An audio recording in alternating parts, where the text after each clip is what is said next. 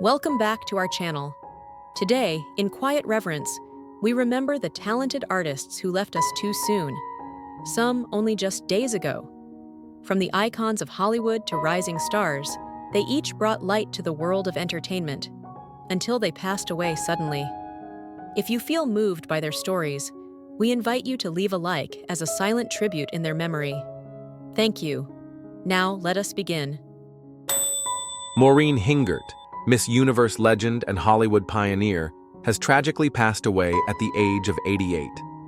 Best remembered as Miss Salon 1955 and the second runner-up at Miss Universe, Maureen Hingert captivated the world with her grace, charm, and quiet strength.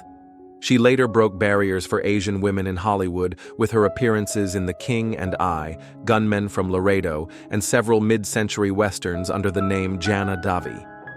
Her passing was first shared by fellow Sri Lankan actress Angela Seneviratne on July 1st, and later confirmed by her daughter Marisa Zamparelli. Hingert died of liver failure on June 30th at Huntington Hospital in Pasadena, California. According to her daughter, it was a beautiful and peaceful passing. Though her film career was brief, just 11 credited roles, Maureen's cultural impact endured. She chose to step away from the spotlight in the 1960s to raise a family. Behind the scenes, she faced unimaginable personal losses. 2 of her daughters passed away before her, and yet, she carried those sorrows with quiet dignity, choosing a life of privacy and peace. Today, fans around the world mourn a woman who was more than a beauty queen or actress. She was a symbol of resilience and legacy. Her pioneering presence in cinema, her elegance, and her strength in the face of grief will never be forgotten. May Maureen Hingert rest in eternal peace. Subscribe to honor her legacy and discover more timeless stories.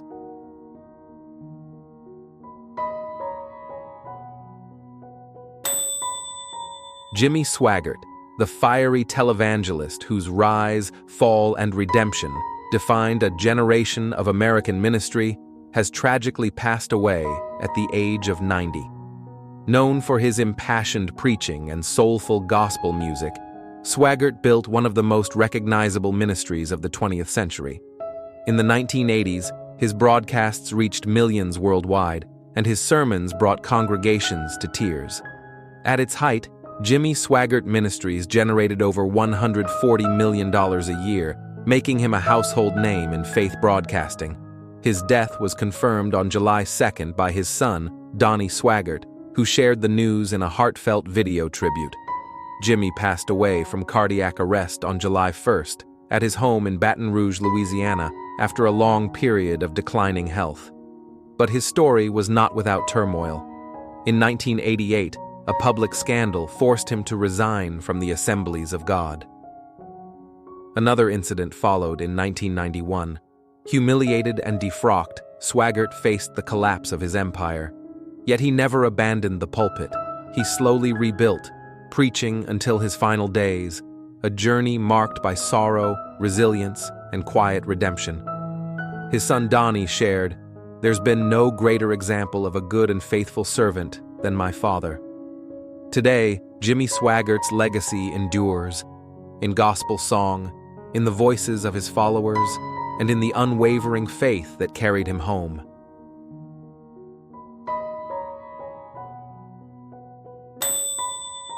Walter Scott Jr., legendary R&B vocalist and co-founder of The Whispers, has sadly passed away at the age of 81. Known for his velvet harmonies and timeless stage presence, Walter helped shape the sound of modern soul music. Alongside his identical twin brother Wallace "Scotty" Scott, he formed The Whispers in 1963, a group that went on to deliver 15 top 10 R&B singles and earn 5 gold and 2 platinum albums. Their signature hits, like Rock Steady and The Beat Goes On, remain beloved classics across generations. His passing was confirmed by a representative on June 28, 2025. Walter died peacefully at his home in Northridge, California, after a 6-month battle with cancer. He was surrounded by family during his final moments. His life was not without trials. Drafted to serve in the Vietnam War just as his music journey began, Walter paused his career, only to return in 1969 with renewed purpose. That comeback marked the start of a 6-decade legacy rooted in soul, resilience, and artistic unity with his brother. Publicist Desiree Lee Benson Brockington remembered him as more than a performer, a movement. Walter leaves behind his wife Jan, 2 sons, 3 grandchildren, and an enduring cultural impact. His voice lives on in every lyric, and his grace in every memory. May Walter Scott Jr.'s soul rest in harmony. His legacy will forever echo in the heart of soul music.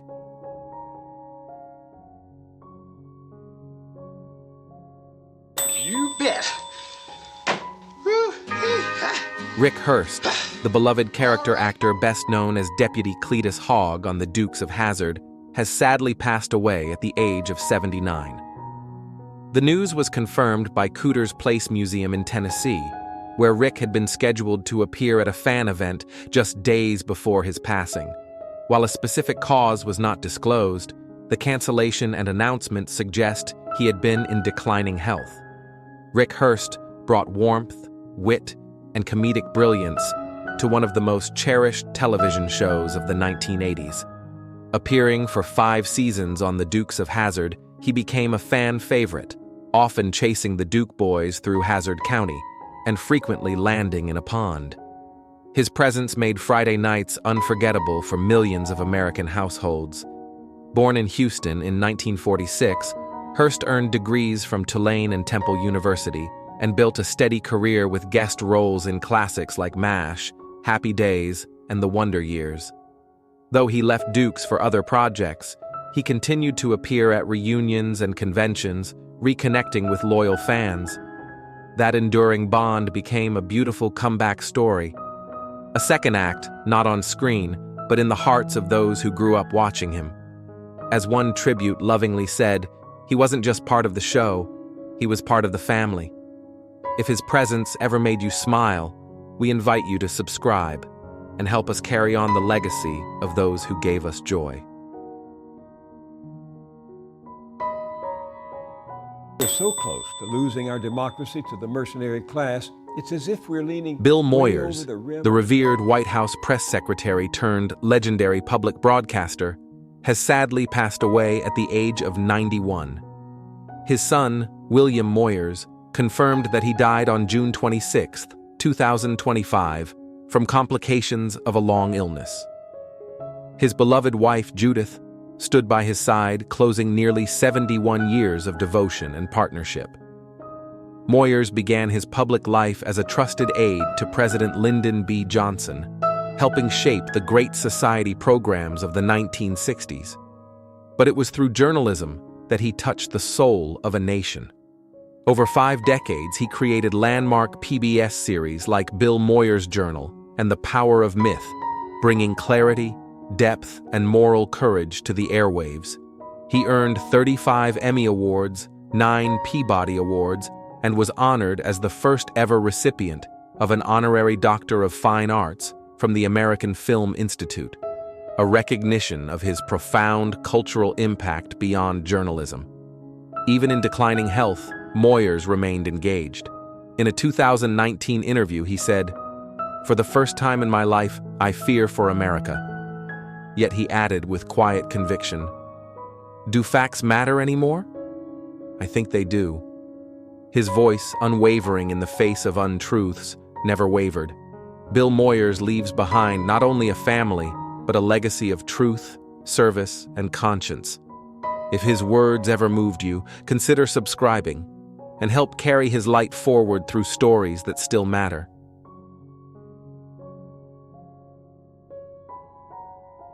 Television is writing a telegram. You have to give very concise Lalo messages. Schifrin, the legendary composer behind the iconic Mission: Impossible theme, has passed away at the age of 93. Tragically, his death was confirmed by his son, Ryan, following complications from pneumonia. He spent his final moments peacefully at home in Los Angeles, surrounded by family. Schifrin, born in Argentina, was not only a musical prodigy, but a genre-defying force in film and television. From his unforgettable work in Bullet, Cool Hand Luke, The Amityville Horror, to collaborations with Clint Eastwood on the Dirty Harry series, Schifrin's scores fused jazz, classical, and cinematic urgency in a way that changed the language of soundtracks forever. He earned 4 Grammy Awards, 6 Oscar nominations, and in 2019, an Honorary Academy Award, all while insisting he composed for music, not for trophies. Even into his late 80s, Schifrin refused to retire. "The notes are in my head," he once said, comparing composition to breathing. Through decades of illness and creative pressure, he never lost that spark. His passion bloomed until the very end. He is survived by his wife Donna, 3 children, and 4 grandchildren. His estimated net worth at the time of death was $9 million, but his truest legacy lives in every note that haunts a spy scene or lifts a jazz suite into flight. May his universal language of music continue to speak across generations. If his story moved you, we invite you to subscribe and help us honor timeless creators like Lalo.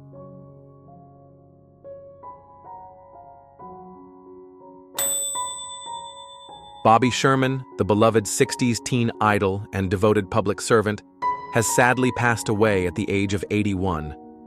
Tragically, he lost his battle with stage 4 kidney cancer, passing peacefully at home with his wife Brigitte by his side. She remembered him as her Prince Charming during their 29-year marriage. Sherman first captured America's heart as a singer on Shindig, and later as Jeremy Bolt on Here Come the Brides. His gentle charm and sincere voice brought major hits like Little Woman, Julie, Do You Love Me, and Easy Come, Easy Go to the Billboard Top 10. His image filled posters and magazines, but it was his genuine kindness that left a lasting impression. At the peak of fame, Bobby faced exhaustion and personal loss, struggling with fame's demands and even partial hearing loss from adoring fans. Yet he found redemption beyond the spotlight. Turning away from show business, he trained as an EMT, became a reserve police officer, and taught CPR, saying, "There's no better feeling than saving a life." His shift from star to everyday hero reflects a powerful legacy of service and compassion. In his later years, alongside Brigitte, he founded the Bridget and Bobby Sherman Children's Foundation, dedicating himself to helping children in need. He is survived by 2 sons and 6 grandchildren.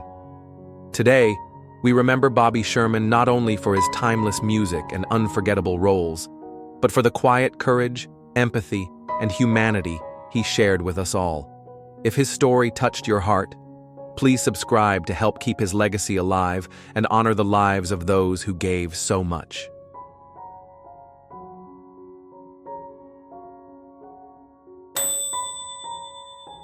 Brian Wilson, the visionary genius behind the Beach Boys, known for redefining American pop music, has sadly passed away at the age of 82. His family confirmed that he died peacefully on the morning of June 11th in his Beverly Hills home, following respiratory arrest caused by sepsis and complications from chronic illnesses, including dementia and kidney disease. A musical prodigy, Wilson co-founded the Beach Boys and became the architect of their signature California sound.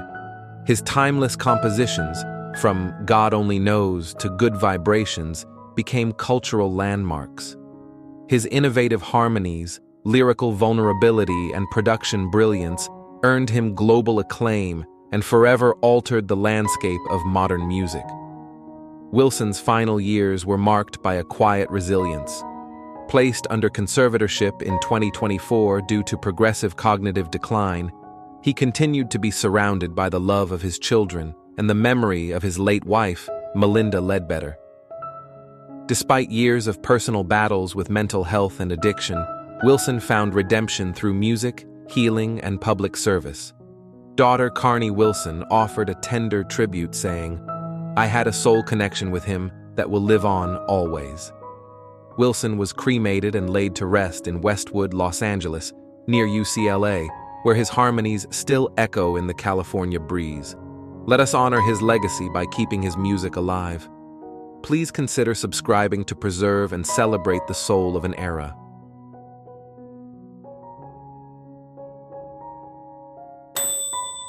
Chris Robinson, the beloved soap opera star, best known for his iconic role as Dr. Rick Weber on General Hospital, has tragically passed away at the age of 86. His passing was confirmed by actor MJ Allen, who shared that Robinson died peacefully in his sleep at his ranch near Sedona, Arizona, after a long battle with heart failure. Over a career that spanned more than 5 decades, Robinson captivated millions with his performances on screen. Beyond General Hospital, he left his mark on The Bold and the Beautiful, Another World, and countless guest roles across American television. One of his most memorable moments came not from a script, but a Vicks cough syrup commercial, where he famously said, "I'm not a doctor, but I do play one on TV." Despite personal setbacks, including a tax evasion scandal that briefly clouded his career, Robinson made a quiet but powerful comeback, returning to General Hospital in 2022 and taking on film work well into his 80s. He is survived by his beloved wife, Jackie, 6 children, and grandchildren who remember him not only as a performer, but as a devoted father and gentle soul. His passing leaves behind a legacy of resilience, cultural impact, and timeless storytelling. I'll be back. I'll be back. I'll be back. I'll be back. I'll be back. How do you rebuild a legacy when your greatest strength becomes your deepest flaw? Before he was a Hollywood icon, a 2-term governor, or a billion-dollar box office machine, Arnold Schwarzenegger was just a boy from a freezing Austrian village, chasing a dream no one around him believed in. He turned muscle into myth. He made the line, "I'll be back," part of the American lexicon. But behind the steel and spectacle lies a story few truly know, a story of discipline forged in hardship, of scandal that nearly erased his public trust, and of a redemption arc still unfolding well into his 70s. Today, we're looking not just at the career, but the man behind the myth, and asking, what does comeback really mean when you've already conquered the world? Before we try to answer that question, let me ask you this. What's the first memory you have of Arnold Schwarzenegger? Was it the relentless, red-eyed cyborg in The Terminator? The mountain of charisma in Predator? Or perhaps the unexpected gentleness of Kindergarten Cop? Drop it in the comments below. Because this story isn't just about a man, it's about what he represented to you, to an era, to a generation raised on grit and grandeur. Now, let's go back to where it all began. Arnold Alois Schwarzenegger was born on July 30th, 1947, in the tiny village of Thal, just outside Graz, Austria. He grew up in a modest stone house that lacked central heating and had unreliable electricity. His father, Gustav, a strict police chief and World War II veteran, believed in discipline through hardship. His mother, Aurelia, did her best to create warmth in a house where silence often stood in for affection. Arnold was the younger son, and never the favored one. Gustav admired his elder brother, Meinhard, more. Arnold responded not with rebellion, but with resilience. He discovered early on that imagination could become escape. While others kicked soccer balls, he collected American fitness magazines, clipping photos of Reg Park and Steve Reeves, taping them to his wall like altarpieces.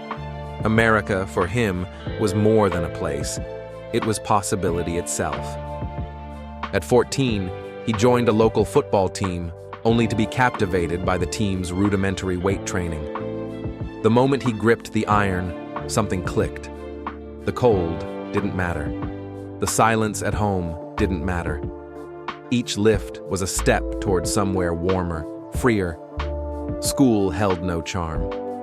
Teachers dismissed his dreams of Hollywood, but Arnold worked tirelessly, building makeshift barbells from scrap metal, pushing through snow and fatigue.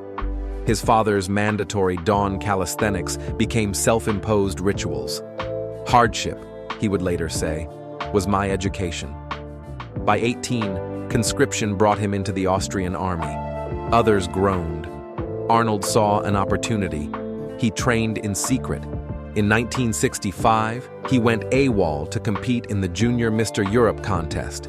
Slept on a gym floor, won the title, then returned to face confinement. The message was clear. Freedom would always demand risk. Success came quickly. By 19, he was Mr. Europe. In 1967, at age 20, he became the youngest ever Mr. Universe. That same year, British bodybuilding legend Charles "Wag" Bennett brought him to London, refined his posing, gave him English lessons, and helped prepare him for the next leap. That leap came in 1968, when Joe Weider, the godfather of bodybuilding, invited him to California. Arnold arrived with a suitcase, broken English, and a determination you could see in his shoulders. He moved into Venice Beach, trained at Gold's Gym, and began stacking victories. By 1980, he had won 7 Mr. Olympia titles, dominating the sport like no one before him. But iron alone wasn't enough. He wanted immortality. In 1970, he debuted in Hercules in New York. It flopped, awkward accent, dubbed lines, a bear fight that felt like parody. Yet Arnold kept going. He took acting lessons, softened his accent, hit talk shows with wit sharpened by years of gym banter. His first real break came in 1976 with Stay Hungry, co-starring Jeff Bridges and Sally Field. He played a bodybuilder named Joe Santo, vulnerable, charming, layered. He won a Golden Globe for New Star of the Year, proving he wasn't just a slab of muscle. He had presence, he had range, but the real cultural impact came in 1977 with Pumping Iron, the documentary that showed Arnold as both competitor and prankster, confident, funny, intimidating in the most human way. That film turned him from champion to legend. And then came Conan. Director John Milius saw in Arnold the perfect blend of myth and man. In Conan the Barbarian, 1982, he trained with broadswords, rode horses across Spanish deserts, and delivered a brooding physical performance that captured audiences globally. The film made over $70 million. Its sequel solidified his place, but it was James Cameron's gamble that turned him into a phenomenon. In The Terminator, 1984, he wasn't cast as the hero. He chose to play the villain, a cold, unrelenting android, barely speaking, moving like a machine. The line, "I'll be back," wasn't just a script cue, it was a promise. The film made $78 million on a $6 million budget. But more than numbers, it launched a new kind of action hero. One who didn't just fight, but symbolized something primal: purpose, inevitability, transformation. From there came a cascade: Commando, 1985, Predator, 1987, Total Recall, 1990. Each role expanded his reach, a global superstar whose accent became a trademark, not a limitation. He wasn't playing Americans, he was redefining them. And then came the masterpiece, Terminator 2, Judgment Day, 1991. With revolutionary CGI, a powerful emotional arc, and stakes that felt apocalyptic, Arnold's performance as a reprogrammed killer learning human empathy captured the world's imagination. The film grossed over $520 million. It wasn't just a comeback, it was the defining moment of his cinematic legacy. In a decade dominated by sequels, steroids, and silver screens, Arnold was the last man standing. Not because he was the biggest, but because he never stopped evolving. He even turned to comedy: Twins, Kindergarten Cop, True Lies, where he poked fun at his own image while expanding it. Audiences laughed with him, never at him. By the end of the 1990s, Arnold Schwarzenegger was more than an actor. He was a cultural ambassador, a household name, a symbol of possibility. But as we'll see in the next chapter, even titans can fall, not from weakness, but from the weight of their own legend. But even the strongest machines can break. In 1997, at the peak of his physical legend, Arnold underwent his first open-heart surgery. Doctors had long known about a congenital bicuspid aortic valve, a silent condition ticking beneath the muscle, but now it needed intervention. He chose a tissue valve to avoid lifelong anticoagulants, determined to keep working, filming, doing his own stunts. He returned to set within weeks, the scar hidden beneath costume, but never far from memory. He once told a friend, "My body is my business card." And now, for the first time, it was failing him. Then came the pain no fame could dull. In 1971, Arnold's older brother Meinhard, the favored son, died in a car crash after a night of heavy drinking. Arnold was training in London when the call came. He returned home to silence and funerals. A year later, his father Gustav suffered a stroke and passed. It was grief layered over guilt. Grief for a brother he couldn't save, and guilt for the distance ambition had built. He buried it all beneath barbells and performance. But trauma, like gravity, waits. In 2001, while preparing for Terminator 3, Arnold shattered 6 ribs in a motorcycle crash. Years later, another slow-speed accident would send him to the hospital with a torn lip and 15 stitches. Stunts had left their mark: joint degeneration, torn rotator cuffs, and compressed spinal discs. His once mythic body began sending overdue invoices. Still, the greatest rupture came not from injury or loss, but from betrayal. In 2011, the world learned a secret Arnold had kept for over a decade. He had fathered a child, Joseph, with the family's longtime housekeeper. The revelation detonated the Schwarzenegger household, ending his 25-year marriage to journalist and Kennedy heir Maria Shriver. The press devoured it. Headlines that once celebrated box office numbers now dissected private wounds. Fans were stunned. Critics circled. Legacy hung in the balance. Arnold called it "my biggest failure." But unlike in the movies, there was no instant redemption, no montage, no applause, just the long, grueling work of accountability, of facing his children, of sitting across from Joseph and building a relationship rooted not in secrecy, but in truth. Therapy became part of his routine. He downsized emotionally, focusing not on optics, but on authenticity. The man who had once built a physique to protect himself now had to stand emotionally unarmored. And then, in 2018, his heart gave out again. A catheter valve procedure at UCLA turned into an emergency open-heart surgery. Surgeons scrambled. He woke up with wires across his chest, monitors beeping, and a tweet drafted with disarming grace. "I'm back." This wasn't bravado. It was survival rephrased as humor, the only way he knew how to ease the fear of those who loved him. But it was also a turning point. He began riding an e-bike every morning from his Brentwood home to Gold's Gym Venice, a route flanked by sea air and self-reflection. He shifted to plant-forward meals, favoring almond milk protein shakes, lentils, and fresh produce over red meat. He trained daily, lighter weights, higher reps, more breath than ego. "You don't stop training because you get old," he said. "You get old because you stop training." He adopted a new mantra: simple, sharp, and grounded. Be useful. It became the title of his best-selling self-help book in 2023. Not a memoir, but a toolkit, forged from failure, written for anyone clawing their way out of rock bottom.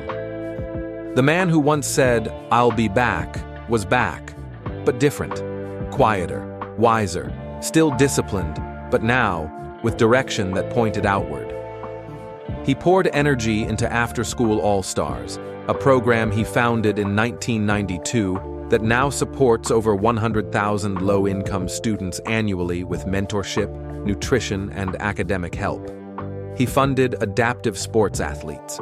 During COVID, he donated $1 million in medical supplies to frontline workers. His newsletter, Arnold's Pump Club, reached millions with science-backed advice and positive mindset messages. In 2020, as the world shut down, Arnold's garage gym became a symbol of grounded resilience. Videos of him lifting dumbbells while feeding carrots to his pet donkey, Lulu, and miniature pig, Schnelly, went viral. Not because they were funny, though they were, but because they reminded people that even legends live simply when stripped of pretense. He once said, with a smile, "Lulu always shows up for breakfast. She's more reliable than some producers I know." This was his sobriety journey, not from substance, but from spectacle, from needing the world to clap every time he flexed. And in that stillness, a new kind of legacy began. Today, at nearly 78 years old, Arnold Schwarzenegger wakes up each morning in his Brentwood estate to the soft clatter of hooves. Lulu the donkey and Schnelly the pig greet him at the breakfast table, sometimes nosing at his protein shake. It's a quiet ritual, far from the roaring engines of Commando or the campaign trail of Sacramento. But it's his. He hops on his e-bike and pedals down toward Gold's Gym Venice. The same place he trained in his 20s now welcomes an elder statesman, still lifting but with purpose tuned to longevity, not glory. Circuit sequences, high reps, lighter weights, less about hypertrophy, more about hormone balance, mobility, movement. This, too, is part of the comeback. Arnold no longer chases the applause of crowds. He chases consistency, service, and clarity. Through Arnold's Pump Club, his thrice-weekly podcast and newsletter, he reaches millions with wellness advice, mindset lessons, and what he calls positive corners. It's not motivational fluff, it's actionable legacy. He mentors the next generation not just through words, but actions.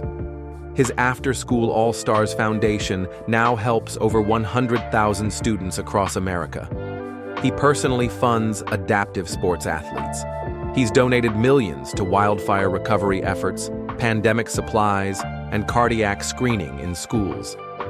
His documentary work, like The Game Changers and the Netflix miniseries Arnold, champions clean nutrition, emotional transparency, and long-term well-being.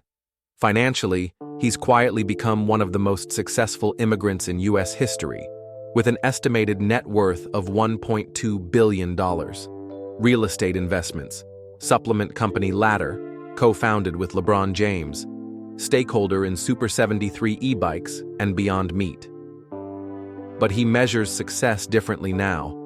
At a recent summit on climate change, the Austrian World Summit, which he co-founded, Arnold stood behind the podium and declared, "Clean energy is the real muscle, and partisan warfare must give way to Terminator-style termination of pollution." It was vintage Arnold, clear, bold, slightly tongue-in-cheek. But beneath the charisma stood conviction. A veteran mentor not just of fitness, but of ideas. And perhaps most striking of all, he no longer talks at people, he talks with them. At home, family is healing. His 4 children, Catherine, Christina, Patrick, and Christopher, gather regularly, joined now by grandchildren who pull wagons across the backyard. He FaceTimes daily, laughs often. He's built a public relationship with Joseph Baena, the son born from scandal. Together, they recreate bodybuilding poses on Father's Day, a quiet message that accountability can coexist with love. His romantic partnership with physical therapist Heather Milligan, who helped him recover from heart surgery, has blossomed into a grounded companionship rooted in mutual respect. No tabloid fanfare, just 2 people choosing presence. And each night, as the sun slips behind the Santa Monica cliffs, Arnold does something simple. He writes, 3 wins, 1 lesson, 1 gratitude, a ritual of reflection, a muscle of the soul. The same guy from Thal, he often says, just chasing the next rep. That line, as humble as it sounds, holds the entire architecture of his legacy. Because when we talk about redemption, about sobriety journey, about what it means to have a comeback at 60, 70, or even 80, we're not talking about muscle. We're talking about the man who refuses to be defined by either his lowest moment or his highest triumph. We're talking about Arnold Schwarzenegger, the boy who lifted scrap metal to escape poverty, the man who broke Hollywood stereotypes, The father who broke public trust but rebuilt private bridges. The veteran mentor who now pedals through his mornings with lungs full of Pacific air and a backpack full of purpose. So wherever you are today, whether you're lifting your first dumbbell, rebuilding after divorce, navigating illness, or questioning what's next, remember this. Be useful. It's not just a mantra, it's a map. One he forged with his own scars. And if this story moved you, if you saw a piece of your own comeback in his, leave a comment below. Share your favorite Arnold moment. Subscribe to the channel. Because as long as there are people trying to reinvent themselves, he'll be back.